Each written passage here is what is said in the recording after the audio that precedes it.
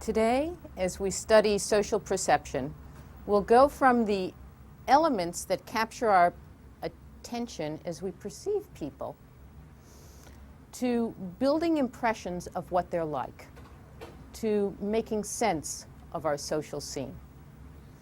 And what are these elements that most frequently capture our attention?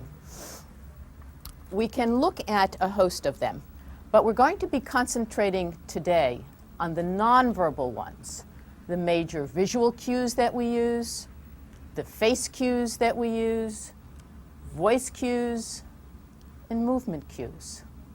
All of these that combine to help us make judgments about people, to form that picture in our head, if you will. Let's start with the major visual ones, and then we'll move on to the face. When we scan a room, first way we divide people in a room, males and females. So we're forming impressions immediately on the basis of gender or sex. And once we make that division, once we make that categorization, and these categories are going to tell us something about the people, shorthands to how they're going to behave, then the next categorization that we're going to make will probably be either in terms of age or race, ethnicity. Again, going back to our experience, our categories to give us some expectations about how people are going to behave and what we should be looking for in their behavior. And after that, another major visual, how people are dressed. And again, impressions that are formed from the way that people dress. So we've got these, start with major visual cues that give us information that help us form perceptions. That, if we go back to what we talked about a previous time, that give us some set in terms of what we're going to be seeing from this particular individual's behavior. Once we get beyond those major categorizations, we start to look at the individual. And then we move into a whole host of nonverbal cues, things that we use about making judgments about a person even before that person begins to speak. The face, the wonderful, mobile, informative face. What do we tell from looking at a person's face? And what do we communicate with our own faces? Frequently, we don't have a chance to use verbal information. The situation somehow doesn't permit it. And so we flash information using facial expressions. And we're going to take a look at some of those facial expressions in just a minute. We flash our emotions. We flash puzzled looks. Go over that again, please. I can't raise my hand, but boy, am I lost. And other people are supposed to understand these facial expressions that we're flashing. Sometimes we are giving these expressions quite purposefully. It's under our control. We want people to know what we're feeling. And other times, it's not under our control, and we wish we could cover it, and we're trying to hide it, but there may be micro flashes of emotions that we're feeling, and we just can't cover it up because it's so powerful. You're in a situation where you can't express how enraged you are. You're talking to your boss. But boy, is something making you angry. Your voice tries to control it. The rest of your body behavior tries to control it, but there may be something about your face that's telegraphing, I'm not a happy camper right at this time. So, facial expressions, emotional cues. What can you tell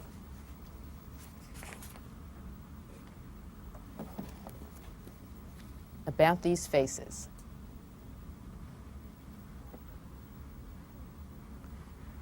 Can you tell which face expresses disgust.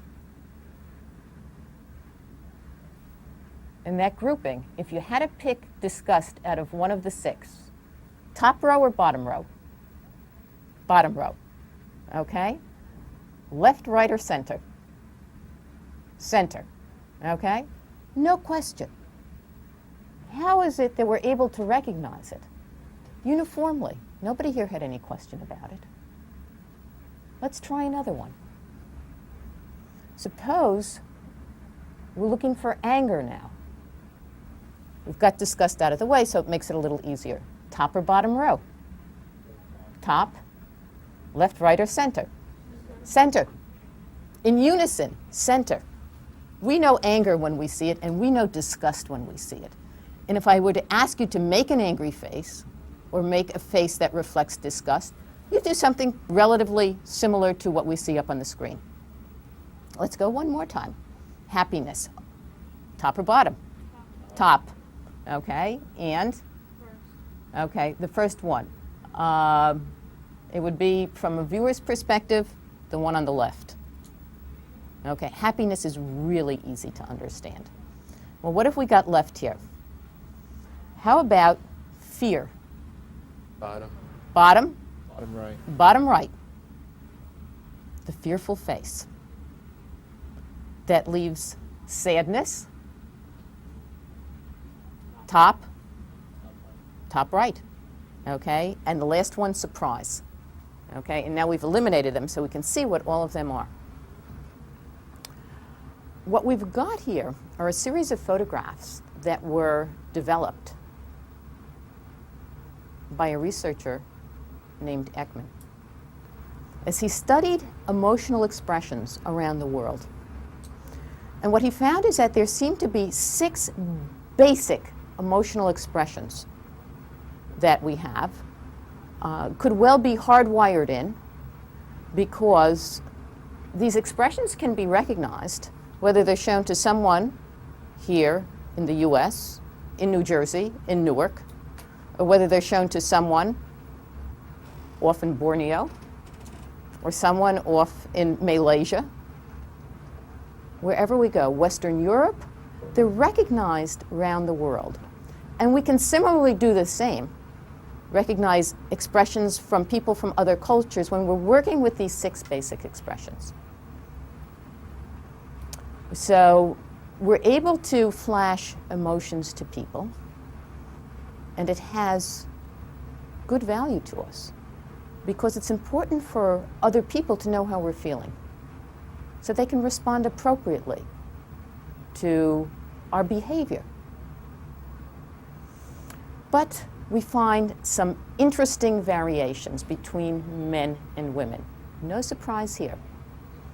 Some research that I engaged in with my husband, working with just the negative emotions, we didn't deal with surprise and we didn't deal with happiness, because happiness is so easy to recognize. Almost no one makes a mistake.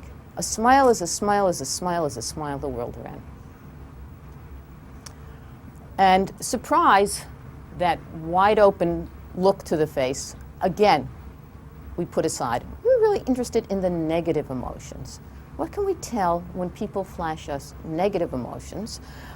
In part because we're socialized not to express negative emotions, for the most part. You know, in a large social situation, you have to hang on to these feelings more to yourself, unless there's a situation that particularly allows you to express it. I mean, in a work situation, we would be somewhat concerned if we saw somebody frequently crying as a response.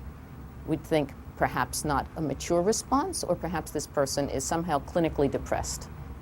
Either way, it wouldn't appear to be a normal response. And we'd have trouble with a person who was angry all the time and hostile. So we're supposed to keep on this even emotional keel. What do we find out? That largely, women are better at expressing emotions than men. No big surprise. We allow women to be more emotional mostly than men.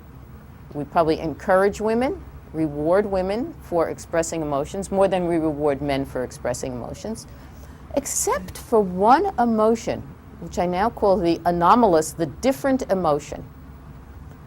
Anybody want to guess what this emotion might be where men express it better than women? Anger. Exactly right. Men are much better at expressing anger than women.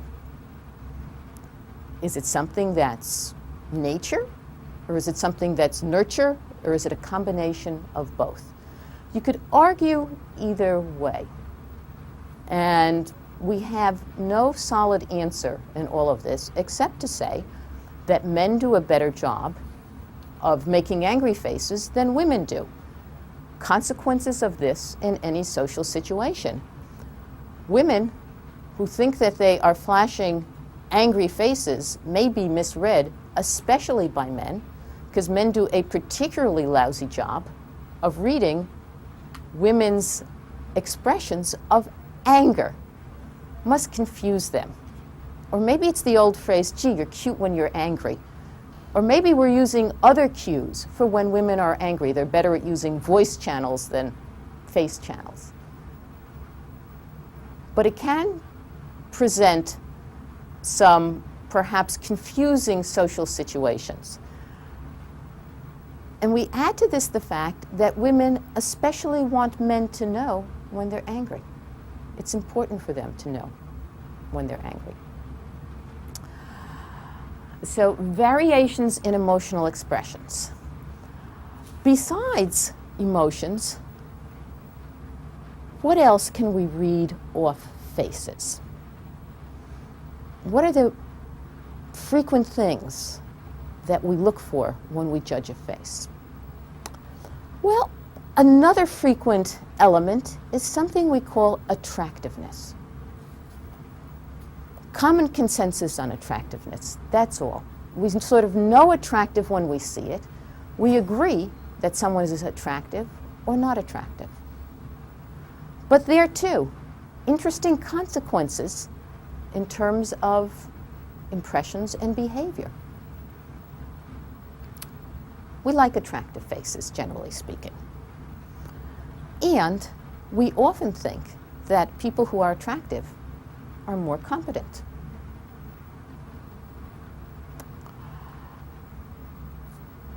Really interesting piece of research on attractiveness and success done by a researcher at New York University, Madeline Heilman. She used pictures of men and women and attached them to a made-up resume of the person, and then asked her class to make certain judgments about why the people were successful. She used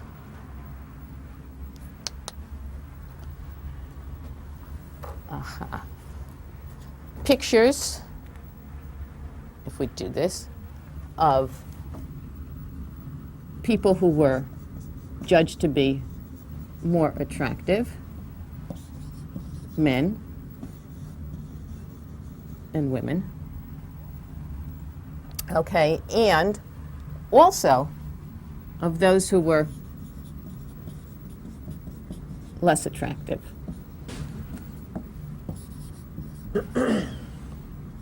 Men and women.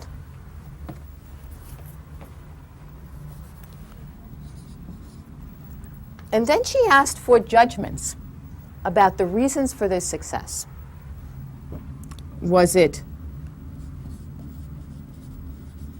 personal? In other words, was it due to ability? Or was it situational due to some external factor? The finding, interestingly, we try to understand going from attractiveness to understanding underlying behavior, is that the more attractive men and the less attractive women were both judged to be successful for internal or personal reasons, more on ability. And the attractive women and less attractive men were judged to be successful more for external factors. I see puzzled looks on some faces. How do we get to this? Well, let's think. Attractiveness works to the favor of men. However we judge men to be attractive, whatever we think about goes into making attractiveness of men. And I'm going to tie this up to yet another piece of research. Okay? And it works to the detriment of women. Somehow we look at a woman who's really attractive in this situation, and according to this piece of research, we're saying, didn't get there on her ability, got there on her looks. Okay, we look at a man who is less attractive, and we look at him and say, gee, how did he get there? Must have been somebody who helped him. And somehow we judge this person to have less ability. Now we need to tie this into yet another piece of research that has been done, or a whole series of studies that have been done, looking at judgments between age and other characteristics of a person. And what do we find here? Well, generally people who are judged to be younger are judged to be more attractive. But there are a few variations on this. We find overall it's much stronger for women. Women who have baby faces are judged to be more attractive. Well, what goes along with being younger? Well, maybe less experienced. So maybe we're looking at something here of attractive women, baby faces, less experience, less on ability, more on other factors. Okay, other people helping this woman along. What about men? Sort of a convoluted path that we're going here. Men's attractiveness was not so clear-cut the baby face. There was something more about maturity in men that made them attractive. Mature men looking attractive. And what do we then attach to maturity? Maybe things like ability and experience. And we begin to tie some of these things up, and we begin to look at the complications that go along with attractiveness.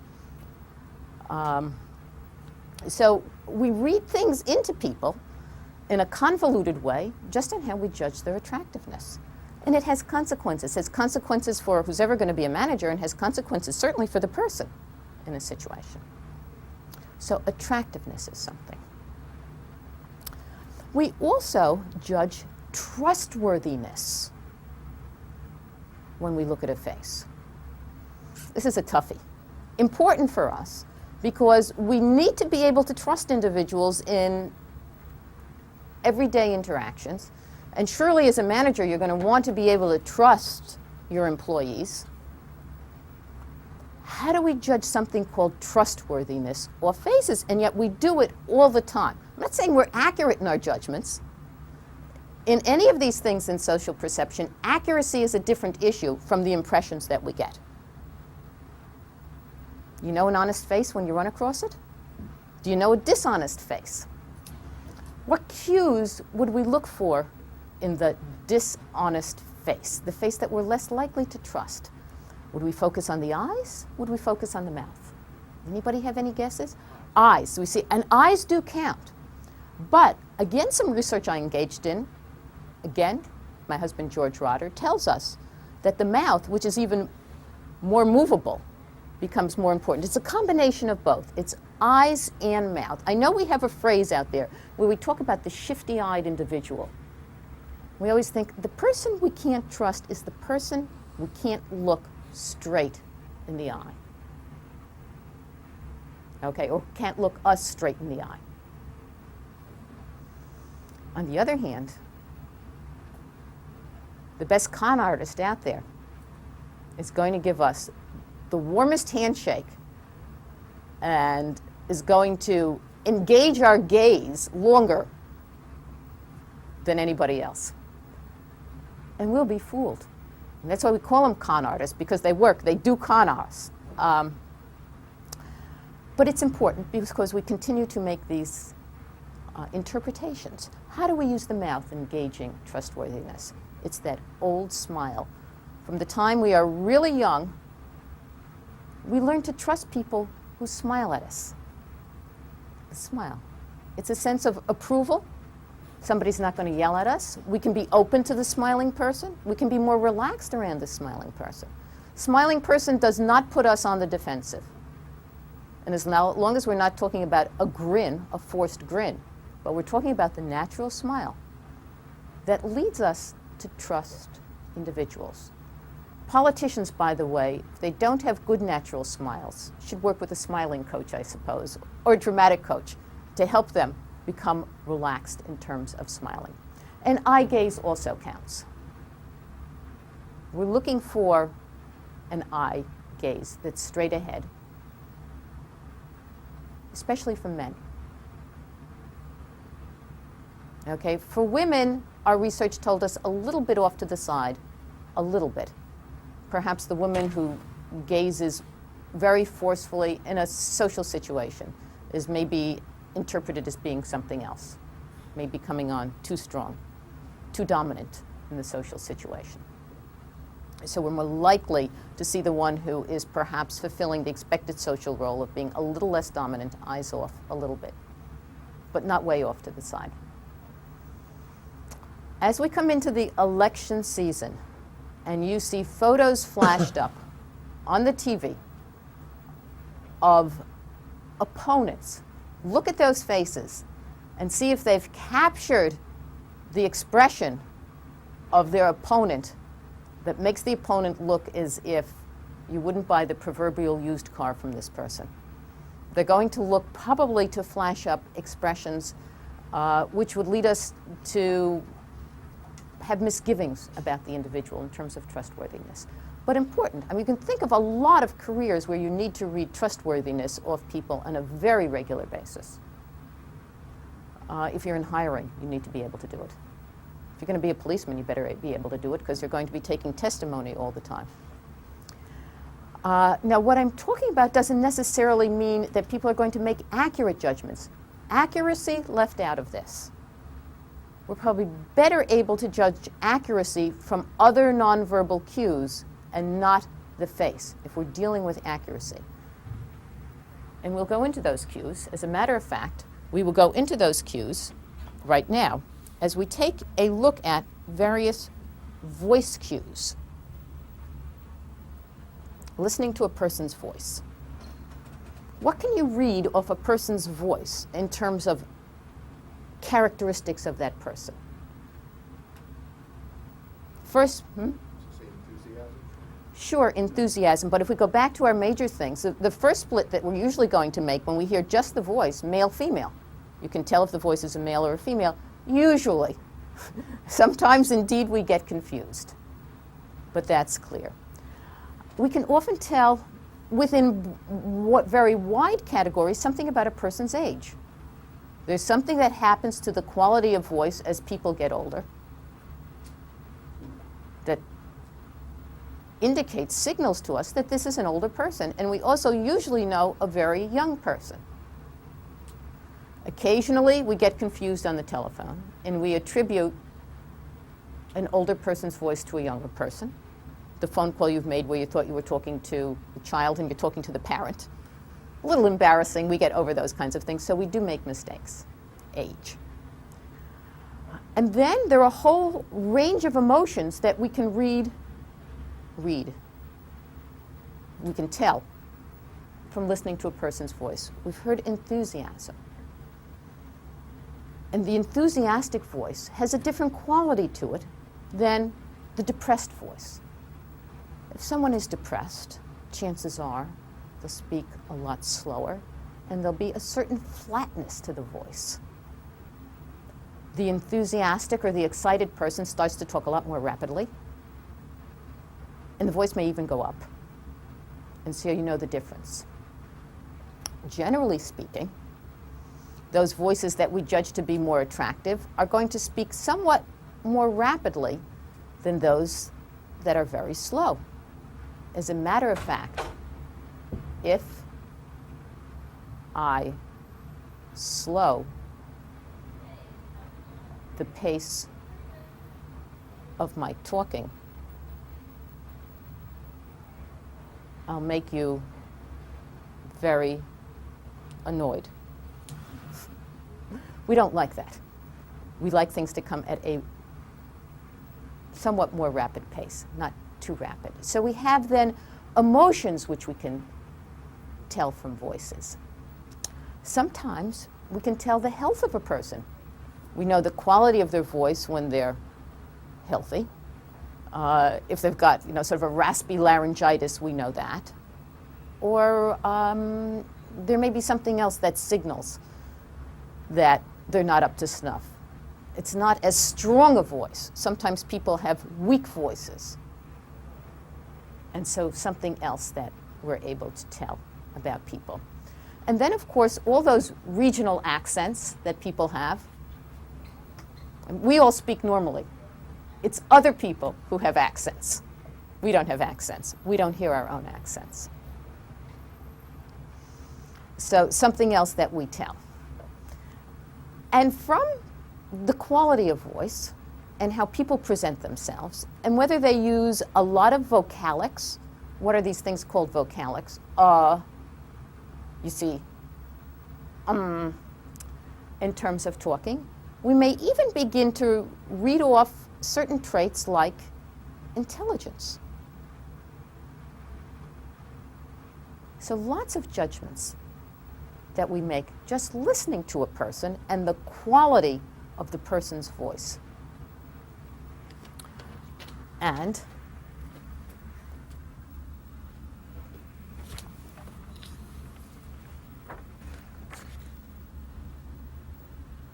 beyond voice, we have yet another set of cues that we use. Movement cues. When we're looking at movement, we're judging things such as a person's gait. So if we're looking at somebody walking, does it matter whether somebody's walking like this or like this? Indeed, it makes a difference. And we judge, what do we judge off a person's gait? Think about it. If somebody's depressed, we expect them to walk along in a slumped way.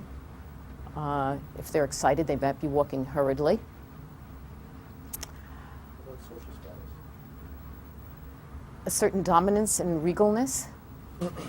Do we expect Prince Charles to walk differently than the commoners? In terms of, yeah. Confidence? Can you tell? Confidence, certainly confidence. Absolutely confidence is something that we're able to judge in terms of a walk. And I want to pick up on confidence. And another piece of research done a number of years ago by somebody who knew ballet and social psychology altogether.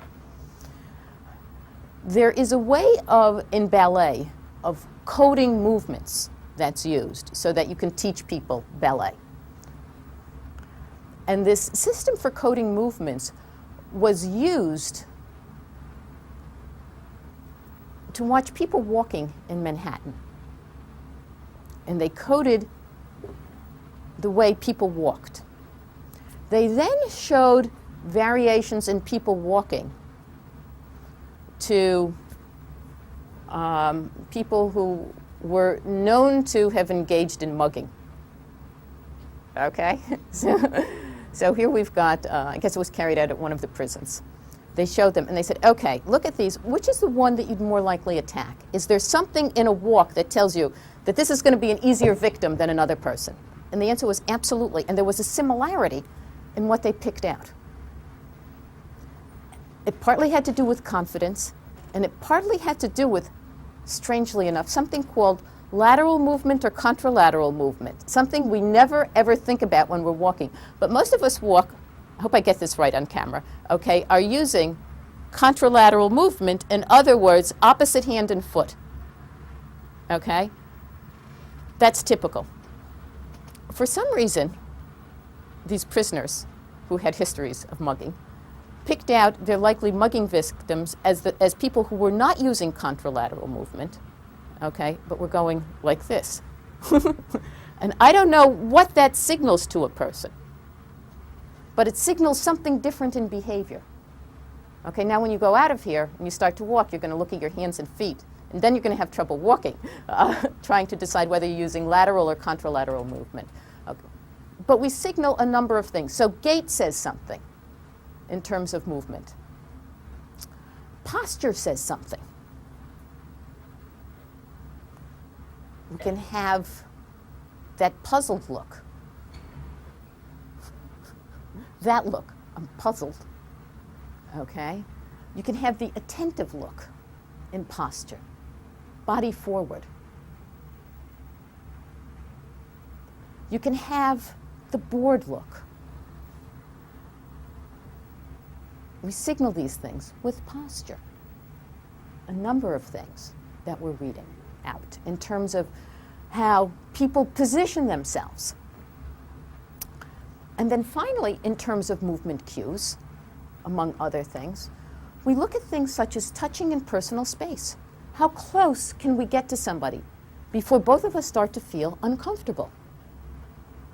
What do we know? We know certainly when it comes to things in personal space that status counts, that people who are of higher status have more space around them than people who are of lower status.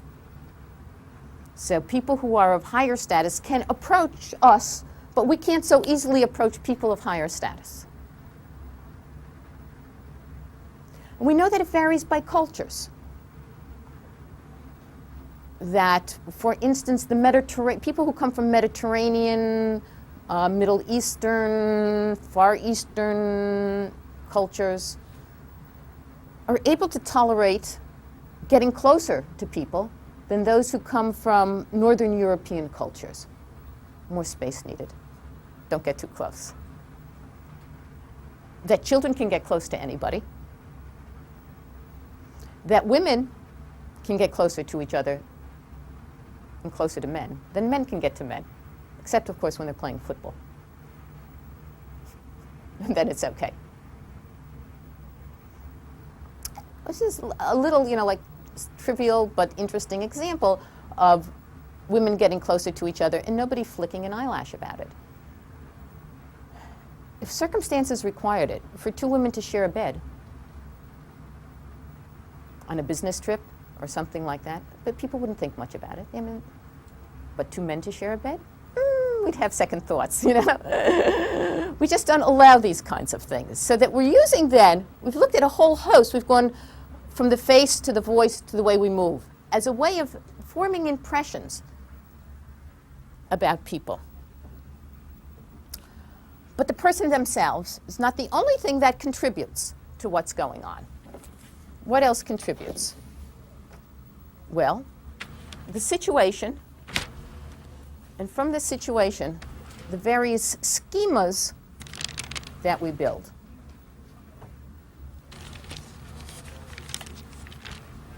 How does the social situation feed into it? Well, in the same way we made judgments about objects based on background cues, we make judgments about people based on background cues as well. And certain features of people will become salient based on what the background is. An example, a picture of a woman among a group of men. In that case, the male-female category becomes very salient.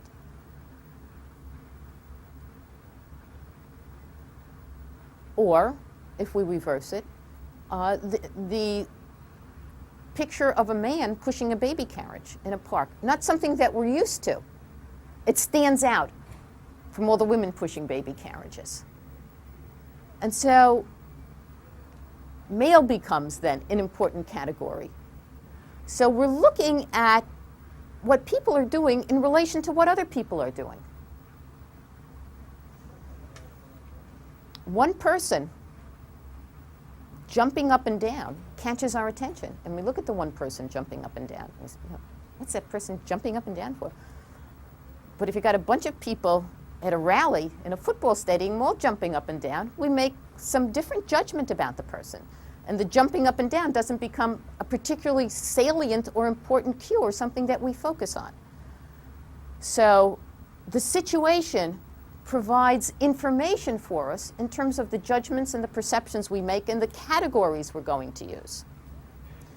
And we take all of these pieces of information and they become packets for us, schemas, mental maps, blueprints for how familiar people, familiar events, and familiar objects work.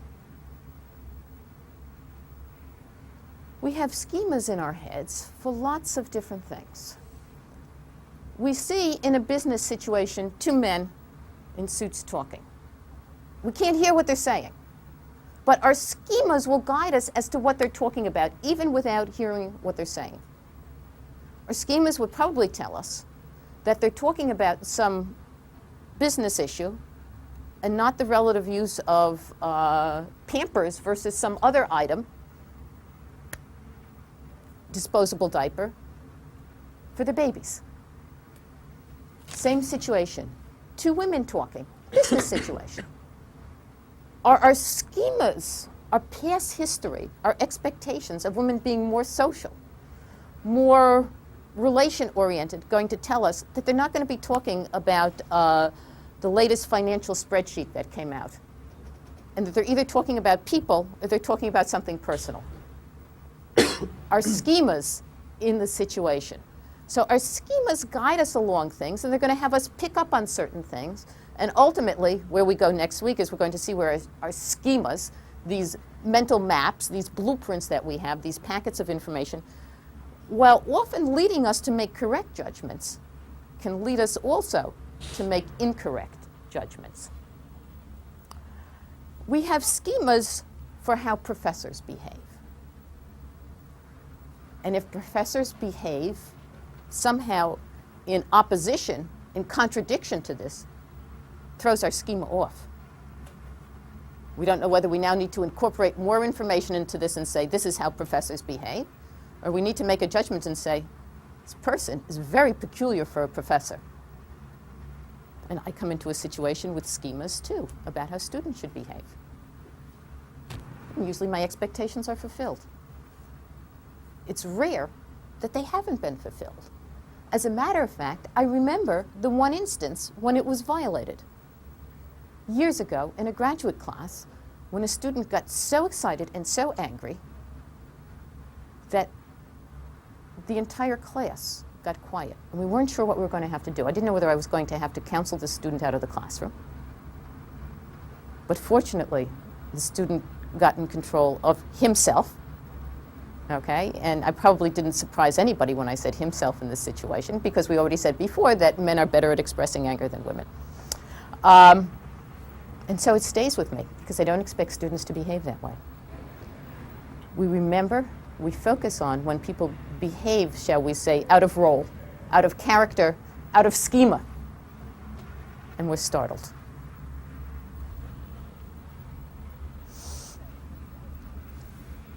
So from all of this then, all of these elements, we have a way, we have a process of explaining causes of behavior. We call this process causal attribution. We are all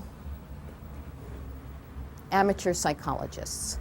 We are all constantly going from elements of behavior to impressions about behavior to attributing causes of behavior. We make these jumps intuitively and naturally and quickly. Basically, we use two categories to attribute behavior. One is a personal attribution, attributing behavior to the internal characteristics of an individual. What might be some of these internal characteristics?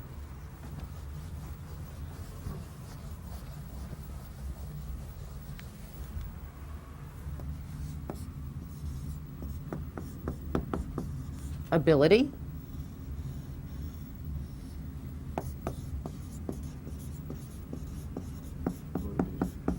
personality. Well, it's all motivation, okay? But I think the quality that you're really looking for, or the trait, is effort.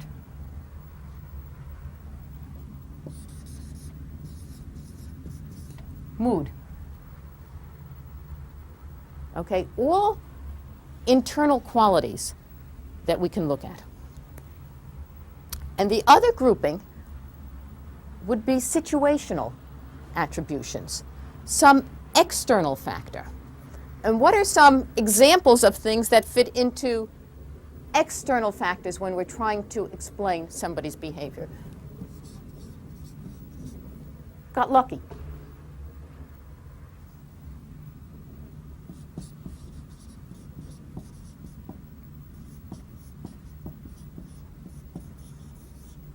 Task difficulty.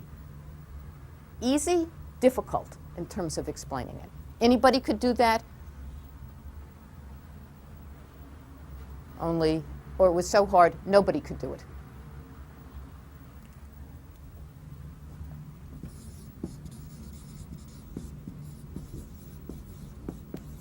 Other people.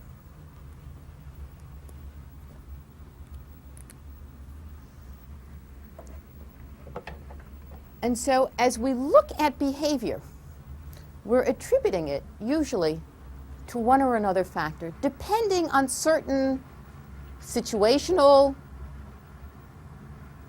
causes and depending on what we know about the individual. But it turns out that we do this in a somewhat systematic way. What we were looking at here,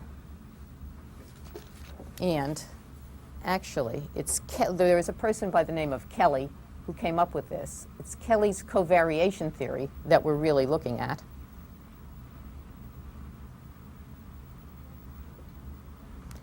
Is that we use three categories for helping us make judgments about behavior. We use, that's not coming up too well. Okay, this will be better.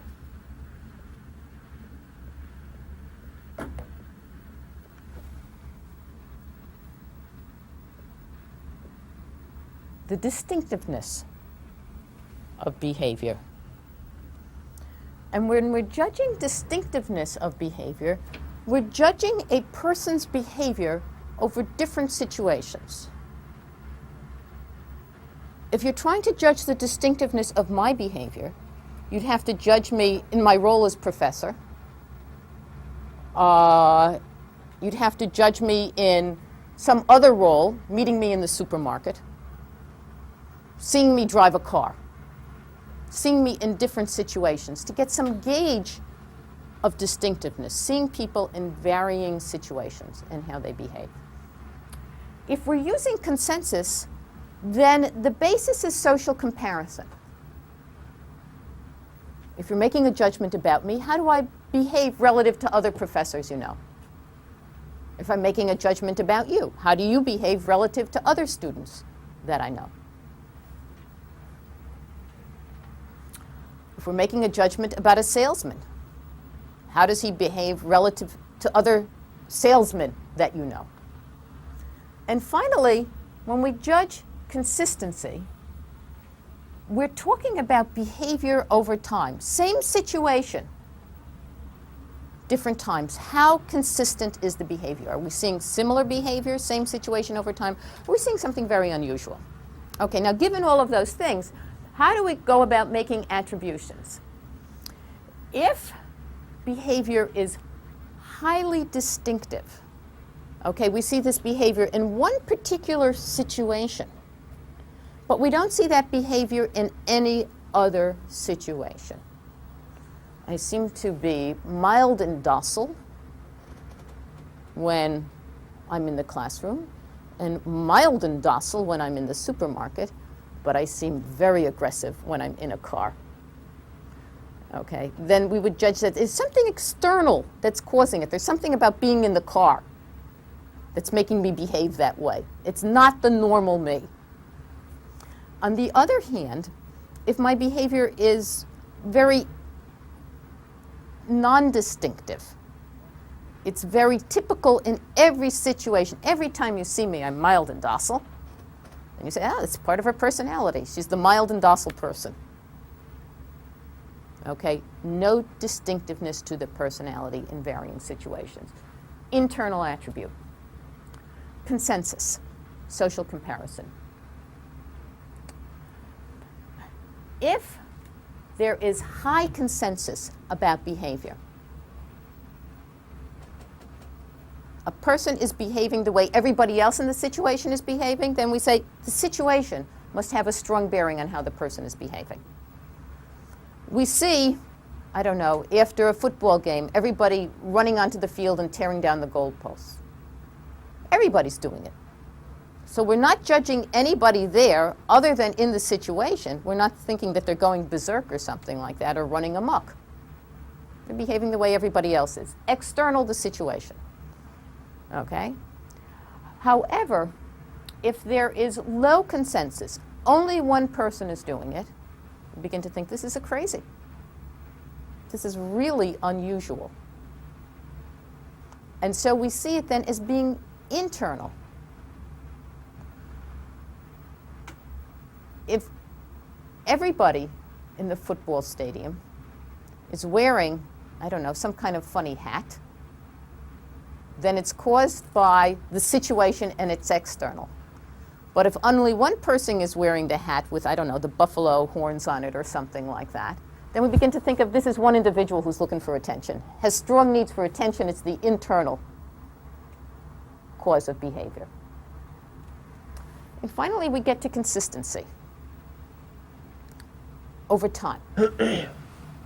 If people are highly consistent every time you see the same behavior, then we say it's internal. Every time you see me, I'm smiling. You can think I'm a fairly happy person. Okay, if it becomes inconsistent, if one time I come in, I'm smiling, I'm smiling, I'm smiling, I'm smiling, I'm looking depressed. You're not going to judge me to be a depressed person. You're going to say, what happened? You're going to look for a situational reason for the behavior. So then what we're constantly doing is, in terms of trying to make some kind of sense out of every situation, at some level we're going through all these judgments. We're doing it rapidly, we're doing it unconsciously, we're doing it intuitively.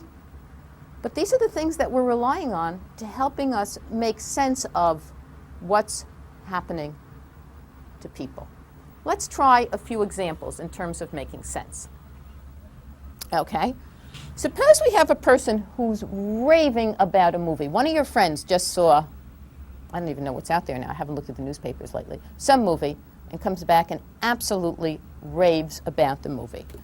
Now we have to make a judgment. Is this really a good movie or not? How do we go about making the judgment? Well, we ask the question in terms of the person's behavior. Is this really distinctive? Does this person rave about every movie that she goes to? Or is this kind of unusual? Doesn't usually rave about movies. If we think that the person raves about every movie, then we're going to say, can't trust the person's judgment. Okay? On the other hand, if it's quite distinctive, then we're going to say, oh, maybe it's a good movie.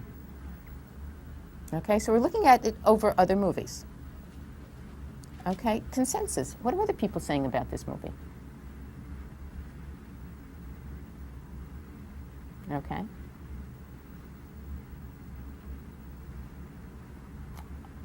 Other people don't like it. This person particularly likes this movie. Well, we think the person is going to like it for some internal reason maybe, and maybe it's not the movie. Maybe something resonated in that person. Okay? Well, consistency would be, has this person seen the same movie time and again and liked it? Okay, but it helps us then make judgments about any situation. You're a manager and you're looking at one of your salespeople. And you see one of your salespeople treating a customer rudely. Now you've got to make a judgment. Is this a trait on the part of the person? Or is this something unusual in the situation? Well, how distinctive is the behavior? Have you seen this salesperson be rude to you? Not only rude to customers, but rude to you. And rude to other people. Distinctiveness of behavior. Behavior in different situations. Okay? If the behavior is highly distinctive, we've never seen this person be rude to other people before. We're going to say, maybe it's something about the situation. Okay? And maybe it's something about this specific customer that's driving this person to distraction, to rudeness. Or internal, if we've happened to appraise some rudeness in other situations. Comparison. Well, if we had a camera and we could see the customer going through the store, do other salespeople treat this customer rudely? If others do, then we're going to think, oh, maybe it's something about the customer, not about the salespeople. There's something about this customer that evokes rude behavior or impatient behavior on the part of salespeople. And we could probably conjure up the image of what that type of customer may be like. Yeah? Okay, somebody who's picky, who keeps changing the minds about things, just making life really hard for the salesperson. On the other hand, if nobody is treating this customer rudely except our one salesperson under observation, I'm going to say, well, maybe it's something about this salesperson. Okay? There's going to be low consensus. And then finally, consistency over time. How does this salesperson behave towards people over time, other customers? Again, if it's something that we've seen, then we'll judge it to be internal. And if it's unusual, we've never seen this before, we might say, bad day. Everybody has bad days. And they act off. And we look for something in the situation. I mean, maybe you drove to work and you were in horrendous traffic jams all the way in. That could raise your stress level, and by the time you get into work, you have patience for nobody. As an example. Or maybe you had some problems at home before you came in. And again, it reduces your capacity to deal with difficult situations on the job. As long as everything is easy, you might get through the day. But otherwise, you might not. So we look at all of these things to make judgments. Well, how accurate are our judgments? We do make errors. Two basic errors that we make are fundamental attribution error, the tendency to underestimate the impact of the situation on other people's behavior, and to overestimate the role of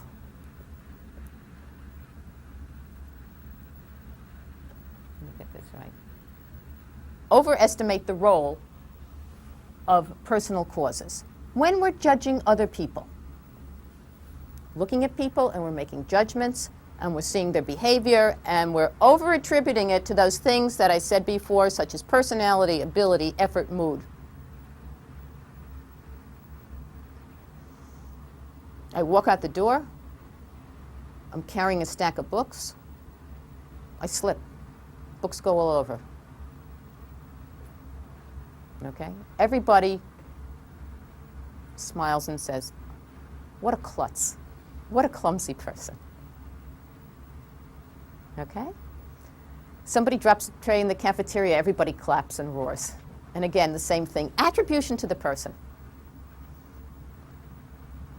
Somebody makes a mistake on the job. How do we view that? They messed up. They really messed up. Weren't paying attention, weren't putting in enough effort. Maybe they don't have the ability to do the job. We're attributing it to the person. And we're missing the situation. Come back to that in a minute. The second basic error is actor-observer error. And in this case, we tend to attribute our own behavior to situational causes and others to personal causes. I trip. I was carrying too much. It was slippery. It was uneven pavement. Situation. I can see the cause of it. I can get a report in on time. Why not? Problems at home. The computer was down. Somebody didn't give me enough time to do it. It was an unrealistic expectation. Other people out there. My boss is likely to think, I didn't put enough effort into it. I was wasting my time doing other stuff. Personal attribution. What might account for these errors that we make? The tendency to over-attribute for other people to the person, miss the situation, and the tendency for ourselves to look at the situation. Obviously, we're not seeing ourselves the way other people see us. Maybe it's an old figure ground problem. When we look at a person against a background, that person is figure, and we concentrate on the person and miss the background. But we can't see ourselves. All we can see is the background. Maybe if we could see ourselves the way other people see us, we'd make the same judgments. And there's some research that actually suggests that that's the case. And so what we've done then today is we've gone from the elements, the things that capture our attention, particularly in terms of nonverbal, to building impressions that we have of people, judgments about attractiveness and ability, to looking at underlying causes of behavior. There are some consequences that we're going to need to think about, and we will pick up on some of the consequences next time, particularly from a manager's perspective. What does it mean to attribute too much to the person and not the situation? And so next time we pick up on going from these impressions to social reality. And we look at the effects of misjudgments, and we look at building self-fulfilling prophecies.